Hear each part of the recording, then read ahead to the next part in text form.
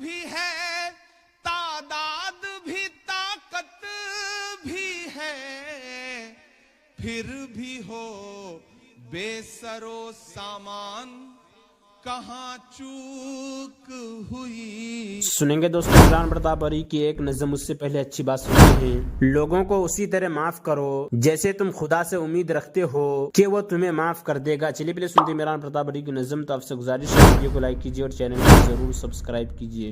لحد میں روشنی کے واسطے سامان لایا ہوں. لحد میں روشنی کے واسطے سامان لایا ہوں. میں اپنے دل کے اندر آیت قرآن لایا ہوں. میں اپنے دل کے اندر آیت قرآن لایا ہوں. ای کو تھوڑا کم کر دیں. میں اپنے دل کے اندر آیت قرآن لایا ہوں. خدا پوچھے گا محشر میں کہ کیا لایا ہے دنیا سے, میں کہہ دوں گا تیرے محبوب پر ایمان لایا ہوں. میں کہہ دوں گا تیرے محبوب پر ایمان لایا ہوں. بہت تقریر کرنے کا وقت نہیں ہے اور بہت شاعری سنانے کا بھی وقت نہیں ہے, لیکن ایسی محفلیں جب ملتی ہیں جہاں پورے شہر اور پورے اطراف کے ذمہ داران بیٹھے ہوں, اور خصوصی طور پر مجھے اچھا لگ رہا ہے کہ بڑی تعداد میں میری مائیں بہنیں یہاں پہ بیٹھی ہوئی ہیں جو ہمارے سماج کو بناتی ہیں, جو گھر کو بناتی ہیں, ان کی اتنی بڑی تعداد یہاں پہ اکٹھا ہے. میں آپ سب کی موجودگی کو سلام کرتا ہوں. ایک بہت چھوٹی سی غزل کے 2-3 شعر سناتا ہوں. میں جب دنیا بھر میں ہندوستان کے الگ الگ شہروں میں جاتا ہوں اور جو موجودہ حالات ہیں انہیں دیکھتا ہوں اور پھر اپنے سماج کی تاریخ دیکھتا ہوں, تو کبھی کبھی سوچتا ہوں کہ کچھ تو چوک ہوئی ہے, کچھ تو غلطیاں ہوئی ہیں, کہیں نہ کہیں ماضی میں ہم نے کچھ پیچھے چھوڑا ہے. ایک غزل کے 2-3 شعر آپ کو سناتا ہوں کہ آج تاریخ ہے حیران کہاں چوک ہوئی. جو حالات ہیں, جو دنیا اور ملک میں جو منظر ہے, اس کے پس منظر کو یاد رکھیے اور یہ مصرع سنیے. آج تاریخ ہے حیران کہاں چوک ہوئی. سوچئے گا کبھی سلطان کہاں چوک ہوئی. سوچئے گا کبھی سلطان کہاں چوک ہوئی. تم پہ دولت بھی ہے, تعداد بھی طاقت بھی ہے. میں دانشور لوگوں کے بیچ میں کھڑا ہوں. تم پہ دولت بھی ہے, تعداد بھی طاقت بھی ہے, پھر بھی ہو بے سرو سامان کہاں چوک ہوئی. پھر بھی ہو بے سرو سامان کہاں چوک ہوئی. حل ہوا کرتے تھے دنیا کے مسائل جن سے,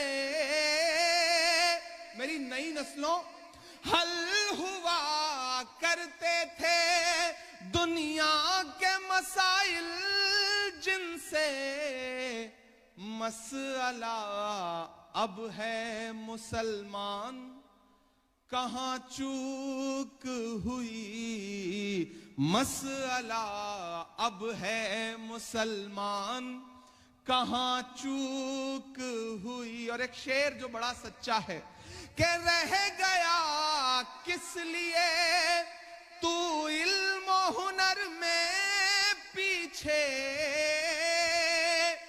پہ حاجی شہاب صاحب بیٹھے ہیں, اپنے پاؤں کی چھالوں کی پرواہ کیے بغیر کیرل سے لے کر کے اللہ کے گھر تک انہوں نے حاضری لگائی ہے. ایک بار ان کے لیے زوردار تالی بجا کے ان کا خیر مقدم کریں. اللہ ایسے نوجوان اور پیدا کریں جن میں دین کے لیے ایمان اتنا مضبوط ہو. میں انہیں سلام کرتا ہوں.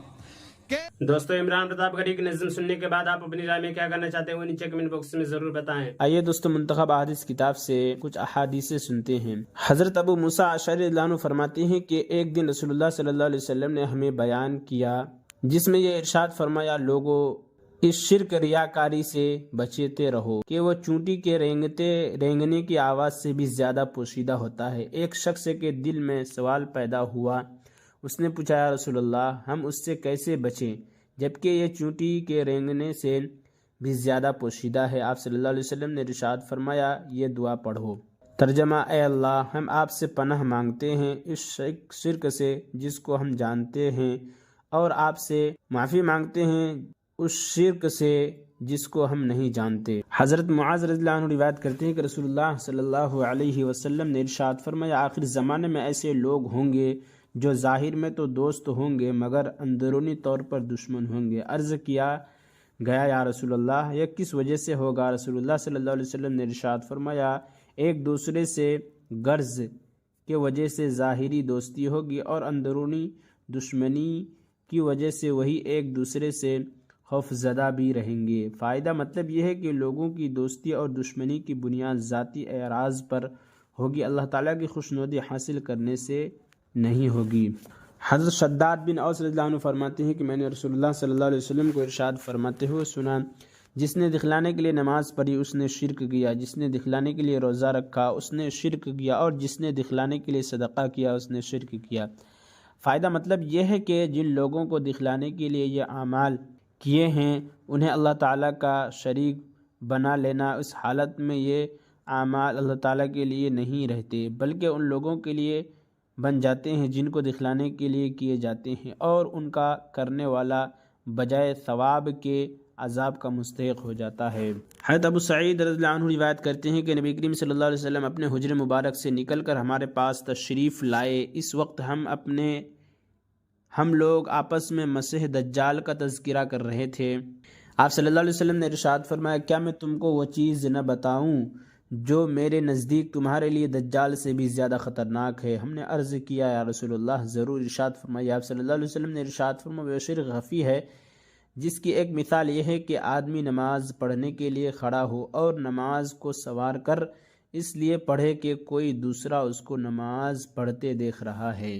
حضرت ابن عباس رضی اللہ عنہما روایت کرتے ہیں کہ رسول اللہ صلی اللہ علیہ وسلم نے ارشاد فرمایا, اللہ تعالیٰ نے نیکیوں اور برائیوں کے بارے میں ایک فیصلہ فرشتوں کو لکھوا دیا, پھر اس کی تفصیل یوں بیان فرمائی کہ جو شخص نیکی کا ارادہ کرے اور پھر کسی وجہ سے نہ کر سکے تو اللہ تعالیٰ اس کے لیے پوری ایک نیکی لکھ دیتے ہیں, اور اگر ارادہ کرنے کے بعد اس نیکی کو کر لے تو اس لیے اللہ تعالیٰ 10 نیکیوں سے 700 تک بلکہ اس سے بھی آگے کئی گناہ تک لکھ دیتے ہیں. اور جو شخص کسی برائی کا ارادہ کرے پھر اس کے کرنے سے رک جائے تو اللہ تعالیٰ اس کے لیے ایک پوری نیکی لکھ دیتے ہیں, کیونکہ اس کا برائی سے رکنا اللہ تعالیٰ کے ڈر کی وجہ سے ہے, اور اگر ارادہ کرنے کے بعد اس نے وہ گناہ کر لیا تو اللہ تعالیٰ اس کے لیے ایک ہی گناہ لکھتے ہیں.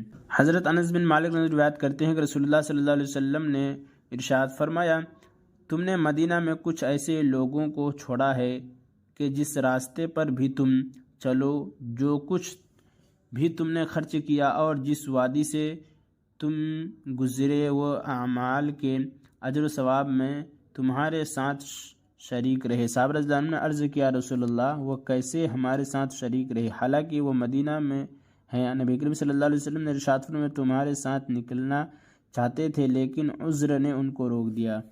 اور عمران پرتاپ گڑھی سے جڑی خبروں اور نظموں کے لیے ہمارے اس چینل کو ضرور سبسکرائب کریں. ملتے ہیں کسی اور ویڈیو میں سے نئی نظم اور نئی خبروں کے ساتھ. تو جب تک کے لیے دیجیے مجھے اجازت اور رکھیے اپنا خیال. آپ دیکھ رہے تھے سنہرے لفظ اور میں آپ کے ساتھ محمد ثاقب. السلام علیکم ورحمۃ اللہ وبرکاتہ.